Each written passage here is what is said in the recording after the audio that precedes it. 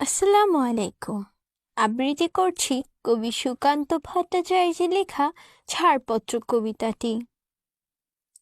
যে শিশু ভূমিষ্ঠ হলো আজ রাত্রে, তার মুখে খবর পেল সে পেয়েছে ছাড়পত্র এক। নতুন বিশ্বের দ্বারে তাই ব্যক্ত করে অধিকার, জন্মমাত্র সুতীব্র চিৎকারে।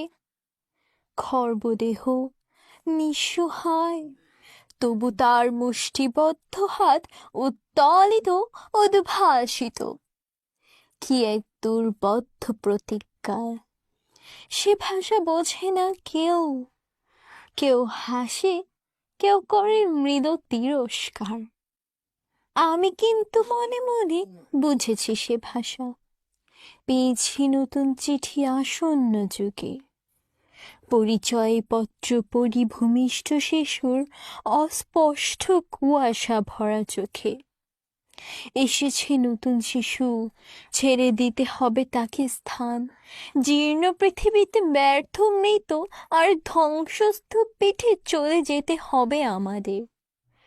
চলে যাব, তবু আর যতক্ষণ দেহে আছে প্রাণ, প্রাণপণে পৃথিবী সরাবো জঞ্জাল। এই বিশ্বকে শিশুর বাসযোগ্য করে যাব আমি, নবজাতকের কাছে আমার দৃঢ় অঙ্গীকার। অবশেষে সব কাজ ছেড়ে আমার দেহের রক্তে নতুন শিশুকে করে যাব আশীর্বাদ, তারপর হব ইতিহাস। সবাইকে অসংখ্য ধন্যবাদ ধৈর্য সহকারে আমার কবিতা আবৃত্তিটি শোনার জন্য।